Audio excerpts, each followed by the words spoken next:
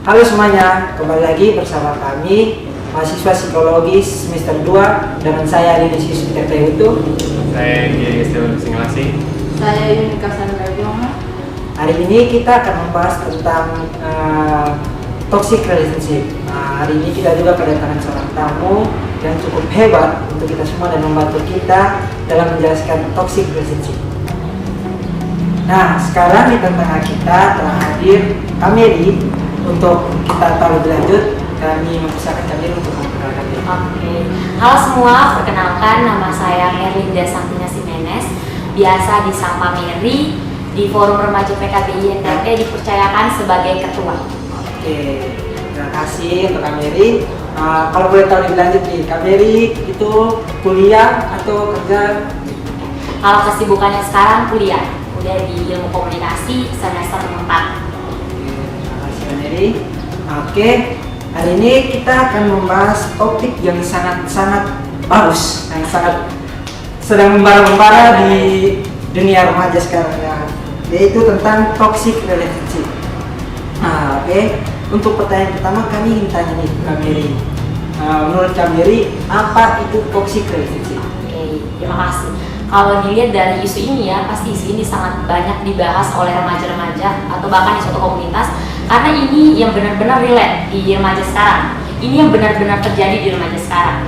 Nah, kalau menurut saya sendiri, toxic relationship itu adalah suatu hubungan. Kalau kita lihat dari dua katanya, di situ adalah toxic dan ada relationship-nya. Kalau toxic kan kita sudah bisa bilang adalah racun ya, hal yang tidak baik. Kalau relationship itu kan suatu hubungan yang dekat. Jadi kalau bisa kita gabungkan adalah suatu hubungan yang dekat tapi beracun, tapi menimbulkan dampak negatif di dalamnya. Jadi benar-benar hubungan yang dijalinkan, kalau toxic relationship itu kan banyak ya konotasinya, ada yang ke pacar, ada yang dalam lingkup keluarga, ada dalam lingkup pertemanan. Jadi benar-benar hubungan yang terjalin di situ sangat beracun dan orang-orang yang tergabung situ merasa tidak dihargai dan tidak didukung dalam hubungan tersebut. Gitu kan kita. Oh, jadi bisa dibilang toxic relationship ini bukan saja untuk orang yang pacaran. Iya, benar. Berarti bisa juga untuk orang yang sahabatan, Sahabat, teman, ya. Mungkin dalam lingkungan keluarga juga. Keluarga pun juga bisa ada toksiknya. Oh, kita lanjut ke pertanyaan kedua. Ciri-ciri hubungan yang mengalami toxic relationship itu karena? Oke. Kalau di setiap hubungan itu pasti beda-beda ciri-cirinya. Entah di keluarga kan juga beda ya dengan orang yang pacaran dalam hubungan toksiknya. Kalau yang paling umum, hubungan yang menandakan bahwa itu toksik adalah tidak ada dukungan. Jadi contoh ketika kita dalam hubungan pacaran, ketika kita antara dua orang, itu benar-benar hubungannya itu bisa dibilang saling merendahkan begitu. Tidak ada dukungan ketika satu mungkin mendapatkan penghargaan nih di dalam akademiknya, tetapi tidak dapat dukungan dari pacarnya. Begitupun di lingkungan keluarga, ketika anaknya berprestasi, itu tidak mendapatkan support system oleh keluarga. Jadi benar-benar keluarga mengabaikan mereka. Itu masuk dalam salah satu ciri dari toxic relationship. Itu tidak ada dukungan sama sekali dari orang-orang yang terlibat dalam hal tersebut. Yang kedua, ciri-cirinya adalah teman-teman merasa tidak dihargai. Ketika teman-teman berada dalam suatu lingkungan, entah teman-teman dengan pacar atau dengan kawan pun, kalau merasa tidak dihargai ketika teman-teman bicara, itu bisa salah satu dampak dari toksik. Maksudnya itu salah satu hal yang menimbulkan toksik itu. Jadi ketika teman-teman bicara atau bahkan dalam lingkup keluarga, teman-teman tidak dihargai, yang nanti menyebabkan teman-teman tidak jujur kepada keluarga, kepada teman. Itu yang pertama, tidak didukung, tidak dihargai. Yang ketiga itu teman-teman merasa terasing ketika teman-teman ada dalam suatu lingkungan. Contoh ketika Mary dan Peter nih ada dalam suatu hubungan pertemanan, kayak kita tidak menjadi diri kita sendiri, jadi kita menjadi orang lain dalam hubungan tersebut. Itu sebenarnya salah satu konotasi dari adanya toksik. Itu kita tidak merasa nyaman berbicara dengan teman kita sendiri, membuat kita menjadi orang lain, menjadi pendiam. Yang biasa kita adalah orang yang periang, orang yang semangat, kita menjadi orang yang diam dan tidak bisa berkata-kata. Bisa dibilang kayak ya. Tadi di awal kan saya bilang kalau toksik itu sebuah racun. Ya, otomatis dalam hubungan itu ada salah satu yang terganggu, maupun itu perasaan ataupun segi mental ataupun fisik kan ketemu. Setiap hubungannya kan beda-beda. Ya. Jadi mungkin bisa dibilang kalau toxic relationship sendiri itu salah satu hubungan yang membuat salah satu atau keduanya merasa dirugikan. Iya, merasa tidak nyaman. Selanjutnya, selanjutnya ini kami ada tidak contoh-contoh hubungan yang toksik? Kalau dilihat dari pengalaman dari teman-teman ketika kita berinteraksi, bisa ambil contoh ketika dalam hubungan pacaran. Jadi ada dua orang nih yang saling mencintai, tapi tiba-tiba di dalam perjalanannya itu kayak si pacarnya ini terlalu overprotective sama si ceweknya. Jadi melarang untuk mengadakan interaksi dengan lawan jenis, atau juga mengambil privasinya perempuan. Itu juga bisa dikatakan toksik. Itu benar-benar toksik, kayak overprotective atau terlalu posesif ya, bisa dibilang sekarang kayak posesif untuk pokoknya kemana aku harus dikabari setiap hari, setiap detik, setiap jam, setiap saat. Itu bisa dikatakan toksik. Itu benar-benar ada dalam hidup pertemanan. Jadi ketika ada satu pengalaman yang saya pernah dapatkan ketika berinteraksi dengan kawan, jadi ada yang cerita bahwa dia punya pasangan ini sangat overprotective terhadap dia. Jadi semua akun media sosialnya dipegang, bahkan sampai dia pun yang membalas DM guru, dosen. Itu bisa dibilang di luar dari itu, sudah melanggar privasi pacarnya sendiri itu. Jadi setiap orang tuh sebenarnya punya kebebasan, bukan hanya terikat pada hanya kamu yang harus saya kabari gitu. Jadi itu salah satu contoh yang banyak sih sebenarnya contohnya, tapi itu lebih kepada substansi dari toksik itu sendiri. Kalau tadi yang dijelaskan kami sendiri kan toksik dalam hubungan pertemanan.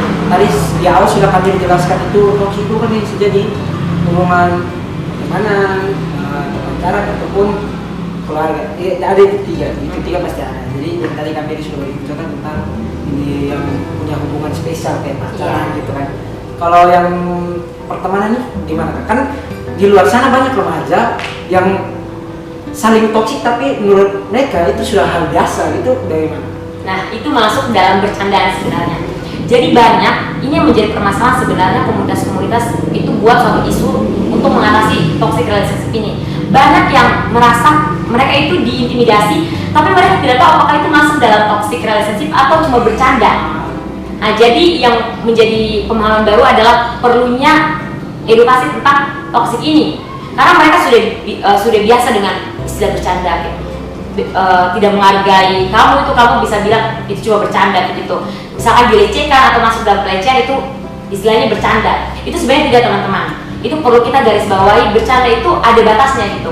Jadi kalau orang bilang kalau bercanda itu ketika satu senang dan satu senang juga. Kalau misalkan bully satu senang satu tidak senang, nah ini masuk dalam toksik. Ketika dia berbicara tentang saya, tapi saya tidak merasa itu ada suatu hal yang bagus menurut saya, itu bisa dikatakan toksik. Itu jadi benar-benar teman-teman, ketika teman-teman merasa tidak nyaman dalam satu hubungan, teman-teman bisa bilang. Jadi komunikasi sangat penting gitu. Bukan hanya sekedar bercanda. Jadi bisa dibilang juga kalau bully itu juga termasuk dalam toksik. Itu masuk gambaran besar dari toksik. Habis kalau untuk penyebab sendiri dalam hubungan yang toksik itu, penyebab paling utamanya itu apa? Penyebab paling utama adalah budaya sebenarnya. Jadi kita itu masih dalam budaya yang mana budaya apa namanya istilahnya patriarki ya. Jadi benar-benar laki-laki itu mendominasi gitu. Jadi ketika laki-laki memperlakukan perempuan pun, perempuan akan merasa iya, karena memang dia punya relasi kuasa yang paling dominan di situ. Itu jadi benar-benar dari akar patriarki tersebut kemudian melahirkan relasi kuasa. Jadi perempuan akan merasa sangat, misalkan terintimidasi, akan merasa biasa saja karena dia punya hak kepada saya begitu. Dan dari situlah muncul ketidakadilan yang terjadi. Jadi perempuan akan merasa oke, fine, beta dapat perlakuan kayak begini, bes kenapa begitu. Dasar dari semua adalah adanya budaya patriarki tersebut. Nah, peran-peran kita remaja adalah memberantas hal itu. Jadi laki-laki dan perempuan itu pada dasarnya adalah setara dan sama. Dibilang pengaruh lingkungan juga. Iya, pengaruh lingkungan pasti. Di mana lingkungan sekitarnya, kalau lingkungan sekitarnya toksik, otomatis si anak atau orang ini pasti juga akan toksik.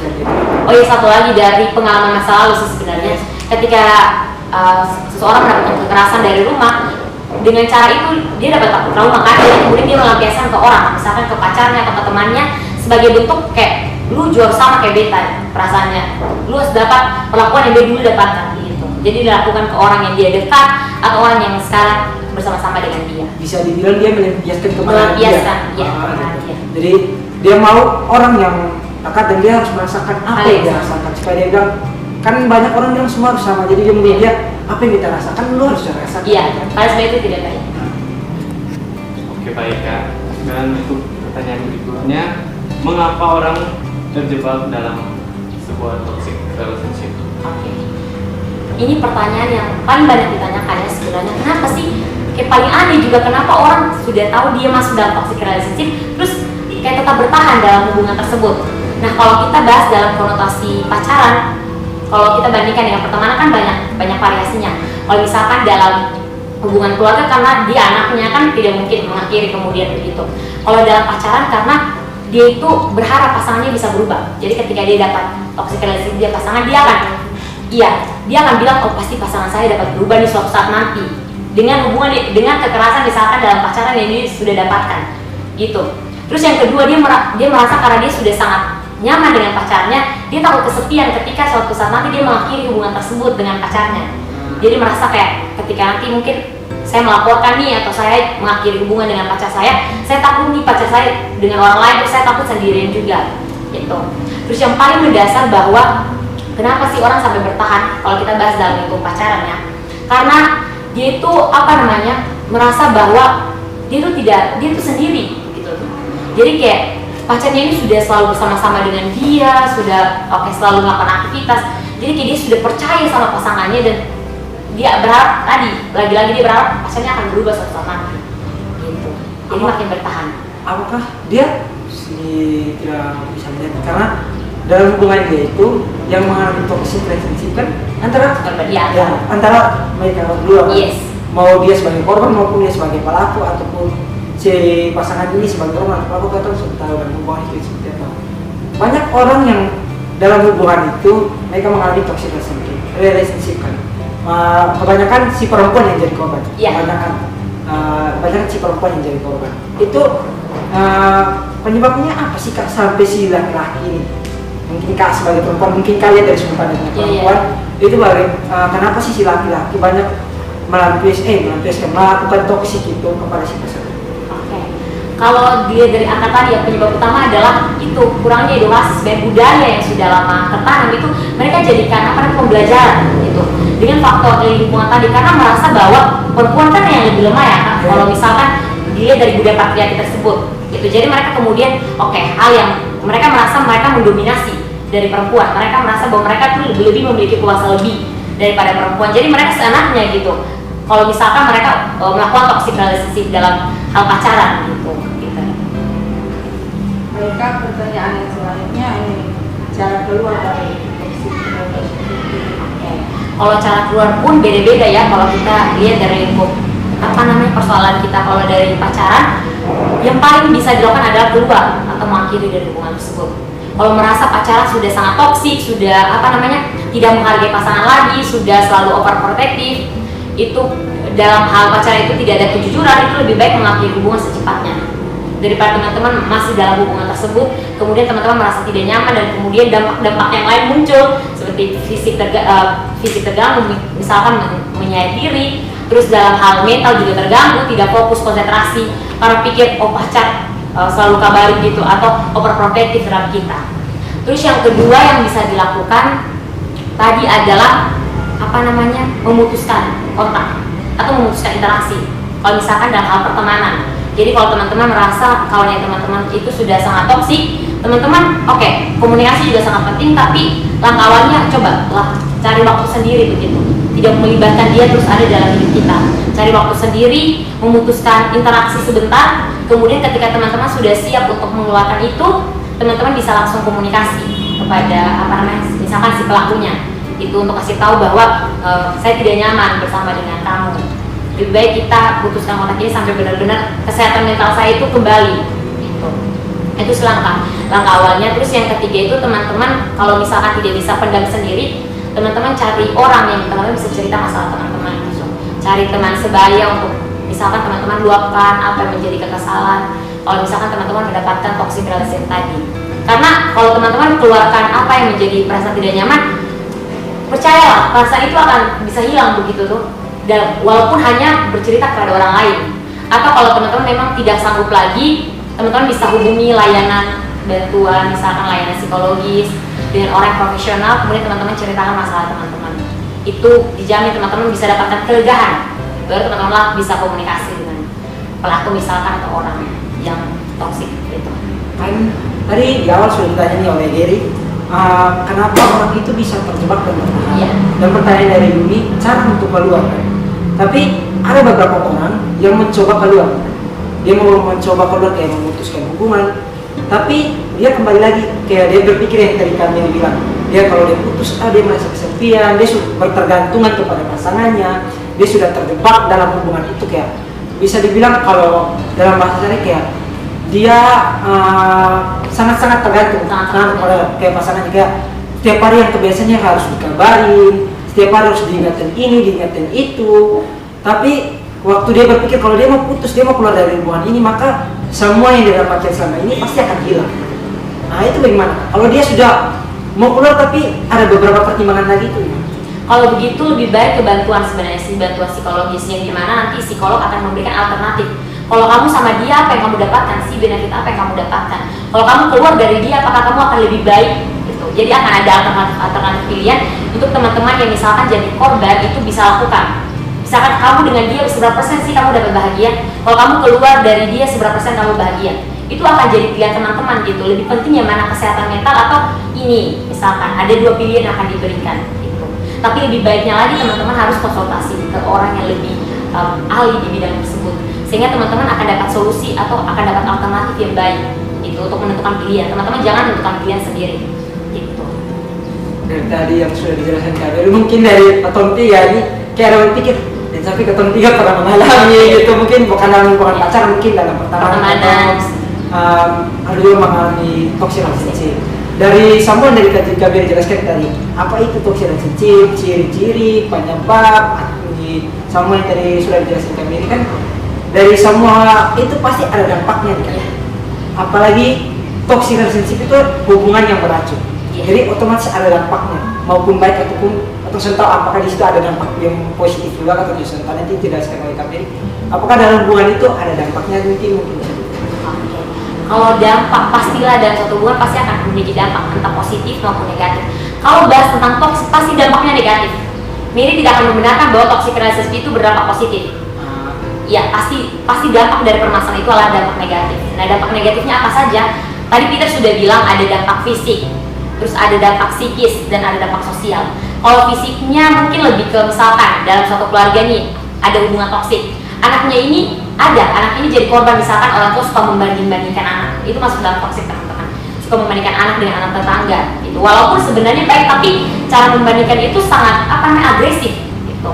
Itu fisiknya itu mungkin akan terganggu dengan badannya mungkin cepat lemas, mungkin anaknya sangat stres dan menyayang tangan, dan itu sangat banyak. Itu self injury-nya sangat banyak. Biasa Miri dapat cerita dari teman-teman. Terus kalau psikisnya itu pasti overthinking, gitu. Kecemasan yang berlebihan, dampaknya itu ketakutan untuk memulai hubungan dengan orang baru. Misalkan sudah pernah dapat toksik dari pasangan sebelumnya, itu dia merasa ketakutan sendiri dalam diri untuk memulai dengan orang baru, terus akan dapat hal ini lagi gitu. Jadi betul-betul ketakutannya itu yang berlebihan. Terus dampak yang ketiga itu dampak sosial. Itu yang paling banyak juga, mereka mengucilkan diri dari lingkungan pertemanan. Itu mereka tidak mau berteman dengan orang baru, mereka tidak mau menjalani interaksi atau berkomunikasi dengan orang-orang yang baru. Karena tadi dari pengalaman yang mereka dapatkan, karena mereka takut, kembali lagi takut untuk mendapatkan perlakuan yang sama, walaupun sebenarnya orang yang akan misalkan mereka jumpai lagi itu tidak melakukan toksik, tapi memang sudah timbul ketakutan di dalam diri mereka. Jadi itu tadi dampak fisik, dampak psikis, dan dampak sosial yang menghantui orang atau korban dari toksik itu sendiri. Jadi bisa dibilang hubungan toxic relationship ini benar-benar sangat bahaya. Sangat bahaya. Karena dia bisa mempengaruhi dari dalam maupun dari luar. Dari luar, dari sosial. Jadi bisa dibilang anak ini bisa mendapatkan beberapa gangguan, bisa dibilang akan stres, akan banyak pikiran, akan banyak tekanan dari luar kayak contohnya dari teman-temannya. Habis yang kita dijelaskan tadi kayak hubungan sosial, dia dapat tekanan. Kalau dia mau bergabung di sini, dia takut nanti dalam perlakuannya sama. Dari dalam nanti dia kayak tekanan batin, apakah jalur yang saya pilih ini benar atau salah. Jadi masih ada keraguan dari dalam dirinya gitu. Oke. Tadi kita sudah bahas banyak apa saja itu toksik, apa saja dampak, ciri-cirinya, siapa saja yang terlibat dalam toksik itu tadi kita udah bahas banyak. Sekarang mungkin kita akan membahas satu kasus hubungan yang toksik. Nanti kita berempat akan bahas itu, memberikan pendapatnya masing-masing, apakah hubungan ini gimana-gimana. Nanti ceritanya dari saya. Ceritanya gini Kak, ada teman saya, dia pacaran itu kurang lebih 2 tahun. 2 tahun lamanya. Habis pacarannya ini bisa dibilang kayak LDR. Pacaran online lah. Semuanya dikabarin lewat HP. Sempat ketemu. Ya ketemu sekali ya. Virtual. Yang apa-apa harus dikabarin ayah udah makan belumnya. Karena semua apa-apa juga. Bisa dia berdua pacaran virtual. Sekali 2 kali ketemu juga. Nah, yang di korban ini kawan saya perempuan. Nah, korbannya kawan saya perempuan. Dia si laki-laki ini dia yang kayak tadi kami bilang apa namanya kayak selalu sering larang-larang membatasi ya, membatasi si pasangan ini jangan itu. Habis selalu marah kalau dia buat ini. Bro, kawan saya ini yang perempuan ini sifatnya kekanak-kanakan. Dia selalu pikir happy aja. Jadi berpikir positif. Dia ini terjebak dalam hubungan itu. Dia tahu laki-lakinya posesif, keras, tapi dia sudah mau keluar. Dia mau tetap bertahan. Dia sudah cerita dia tahu, dia kasih saran gini, ya sudah keluar aja gitu. Tapi dia pikir bisa, dia tetap kayak semua keluar dari dia semua putus dengan dia gitu. Tapi tiap kali dia mengalami kayak keras, kayak si pasangan yang laki kayak marah, udah ada konflik, ada masalah. Kawan tuh selalu melakukan hal-hal menurut kita itu sudah kelihatan kayak dia menyayat badannya gitu, kasih luka-luka. Kadang-kadang dia pukul dirinya sendiri, pukul tangannya di tembok. Yang penting dia melukai dirinya sendiri. Itu menurut kita sudah lewat dari ini sudah berlebihan, sangat-sangat berlebihan sih. Dan si laki-lakinya itu berpikir itu hal biasa. Berpikir sudah ini hanya masalah dalam hubungan atau nanti paling baikan lagi. Tapi dia sudah pikir rasa sakit si perempuan rasakan, dia sudah pikir apa ini perempuan rasakan, dia sudah merasakan. Yang dia berpikir sudah mungkin dia melupakan emosi. Si laki-laki berpikirnya gitu, si perempuan melupakan emosi. Menurut beta dia melupakan emosi, sudah perlu segitunya loh. Sudah perlu melukai dirinya sendiri. Kan ada teman yang bisa bercerita, ada juga lu sebagai pasangannya. Sebenarnya lu mendengar ceritanya dia, apa yang dia alami, apa yang dia rasakan, lu harus dengar ceritanya. Itu sih Kak. Dan dia akhirnya belum putus. Yang kasih putus bukan kawan. Si laki-lakinya yang kasih putus. Si laki-lakinya kasih putus dengan alasan mau jadi adik dari kakak saya. Begitu. Jadi si laki-laki bilang, sudah daripada ketemu saya berkali-kali, sering ya masalah terus, belum mulai itu sudah selesai, tapi setelah ada rasa asing dan ketemu cukup jadi adik dan kakak. Otomatis di situ kau ini sangat drop kan. Selama ini berusaha bertahan, menantek butuh hubungan, bagaimanapun rasa sakit yang diterima dia tetap menantek, tapi akhirnya berakhir juga, tapi dengan alasan yang sudah jelas. Logis ya. Itu dia kurung diri selama 3 hari selama ketemu dengan beta dan ketemu kawan-kawan yang lain. Dia harus menangis dalam kamar, dia lukai diri segitu sadisnya menurut beta, dengan pisau, silet, dengan banyak barang-barang tajam. Sampai kemarin dia ketemu dia kemarin dari malam, matanya bengkak. Ini yang penting sekujur tubuh dia penuh di bagian tangan, khususnya bagian tangan sama muka itu kayak bengkak biru lau gitu. Jadi gitu sih Kak ceritanya dari kalau itu nanti kita akan memberi tanggapan kita masing-masing. Itu kita mulai dari tanggapan kami ini gimana? Wow, permasalahannya sangat komprehensif ya, sangat menyeluruh dari awal sampai akhir. Dari yang herannya sendiri, ini pasangannya virtual gitu. Soalnya pernah ketemu sesekali lah. Karena LDR gitu. Tapi sudah pernah ketemu kan? Dilihat dari ini mungkin yang paling membuat yang dari mirip pandangan terhadap perempuan adalah karena mungkin rasa percayanya kepada pasangan. Walaupun sebenarnya pasangan itu melakukan toksik gitu. Nah, yang perlu menjadi perhatian adalah si cewek maupun cowok ini belum mendapatkan edukasi mengenai toxic relationship Jadi mereka kemudian mengumumkan adanya perlakuan seperti itu, begitu, dari misalkan suka posesif, suka melarang gitu. Jadi langkah yang bisa saya tawarkan atau Mary tawarkan adalah teman-teman bisa rekomendasi ke dia adalah cerita. Walaupun kemudian cerita hal yang sama, tapi tetaplah mendengarkan apa yang dia ceritakan. Kemudian teman-teman soal dikasih dia solusi soal apa, tapi teman-teman memberikan dia pilihan lagi-lagi. Coba kalau misalkan lu keluar dengan dia, kau akan ada dengan lu nih, kau akan selalu dukung lu nih. Itu daripada lu dengan dia kemudian lu akan selalu sakit hati, akan selalu membuat lu merasa terdiskriminasi, terintimidasi, sehingga lu akan tetap sama dia saat itu. Aktivitas dan kotong tuh akan kurang, lu punya perkuliahan pun akan terganggu gitu. Nah, solusi yang tadi dong lakukan adalah solusi yang menurut beta tepat, adalah mengakhiri hubungan. Tapi yang sonde etisnya ada lagi, yang lagi adalah laki-laki lah yang kemudian mengakhiri hubungan. Padahal sebenarnya yang sangat berdampak adalah si ceweknya itu sendiri. Itu. Tapi soal apa? Dia akan mendiskriminasi lagi, tapi dia sangat salut. Akhirnya mereka kemudian putus kan? Gitu. Akhirnya perempuan ini sonde akan terus dapat dampak yang sama gitu. Walaupun akan ada beberapa hari dia kemudian berpikir dan menghilangkan semua yang dia dapatkan. Tapi lagi-lagi teman-teman mungkin sebagai support system buat dia, kemudian membantu dia untuk kau akan ada bersama-sama dengan lu. Mungkin bisa kalau misalkan sampai benar-benar sudah melukai atau sudah terjadi, teman-teman bisa arahkan misalkan ke dokter untuk penyembuhan secara fisik, terus penyembuhan secara mental, mungkin lebih ke psikolog lagi untuk hal itu. Beritahukan ke dia bahwa psikolog juga sangat penting untuk teman-teman bisa cerita. Oke, nah tadi pandangan menurut Kak Mary tentang contoh kasus tadi. Sekarang kita lanjut menurut pandangannya Gary, mungkin tentang kasus tadi gimana menurut Gary?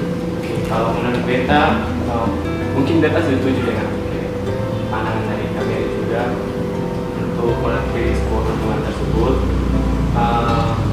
Tapi mungkin bagi teman-teman di luar sana yang mungkin lagi sedang di dalam toxic relationship, mungkin sebaiknya jangan buru-buru untuk mengakhiri dulu. Menurut saya mungkin bisa dilakukan dengan berdiskusi, mungkin berdiskusi dengan pasangan teman-teman, terus menahan emosi agar tidak hadir dalam suatu diskusi tersebut, dan tentunya jangan melawan emosi dengan emosi, sehingga dalam diskusi tersebut bisa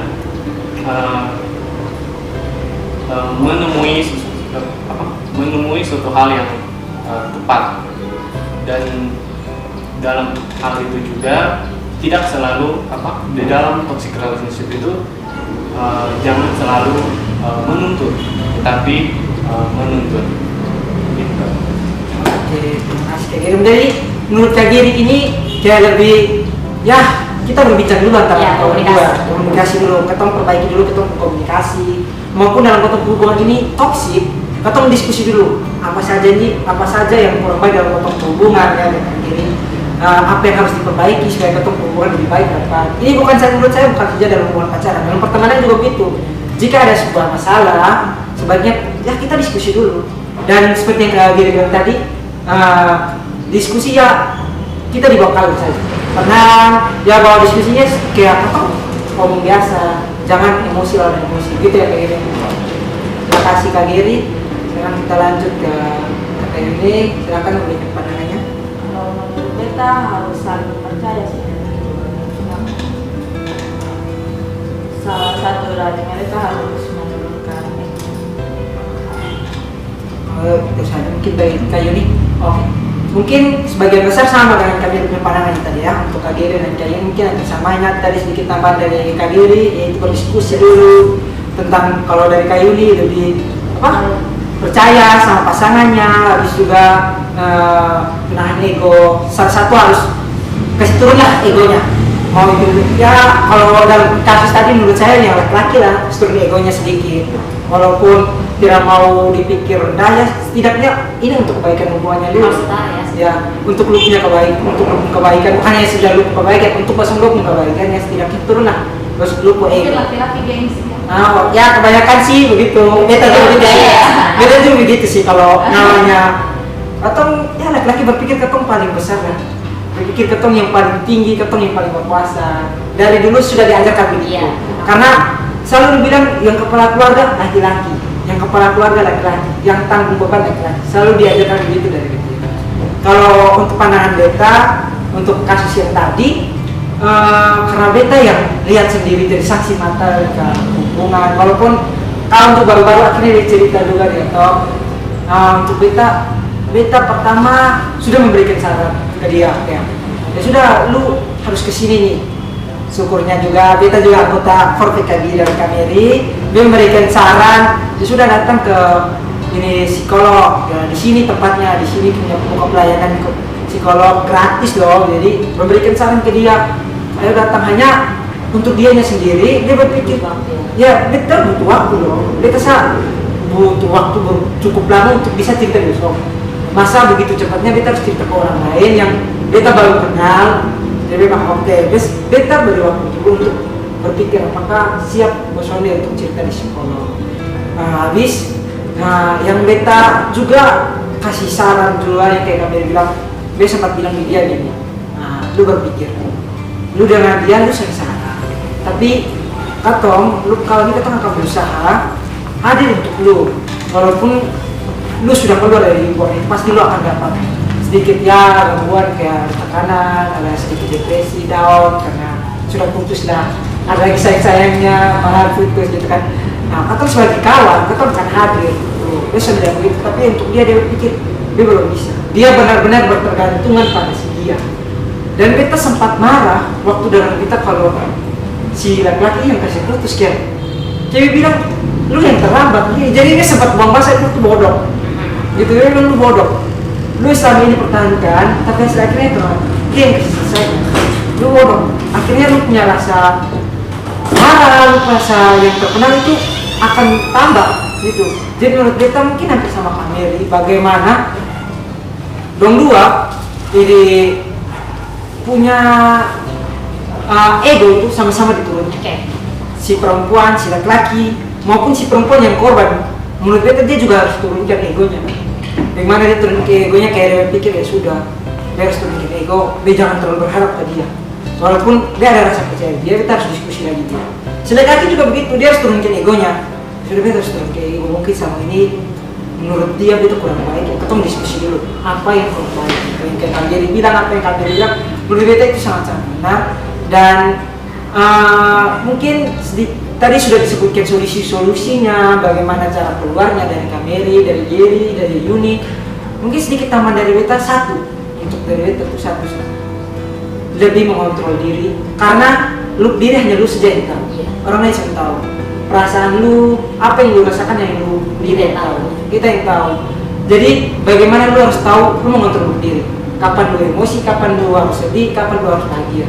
Karena tadi kayak kasus tadi kan, menurut beta dia punya emosi sudah terlalu ditahan, akhirnya dia rutin dengan cara lukai diri gitu. Jadi menurut beta bagaimana katong sebagai remaja-remaja pintar, generasi penerus bangsa harus pintar-pintar mengontrol emosi, bagaimana untuk katong kebaikan ke depan.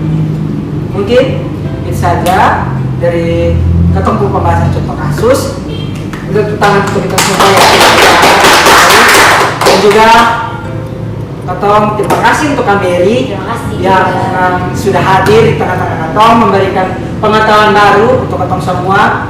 Untuk teman-teman yang sedang nonton, semoga bermanfaat pengetahuan baru tentang toxic relationship, dan semoga juga untuk teman-teman yang sekarang masih terjebak dalam hubungan toxic relationship, agar katong semua berdoa yang terbaik untuk teman-teman, apapun itu jalan yang teman-teman pilih, semoga yang terbaik. Dan katong sudah di akhir video, dan terima kasih untuk semuanya sudah nonton. Jangan lupa like, komen, dan sampai jumpa lagi. Terima kasih. Dadah.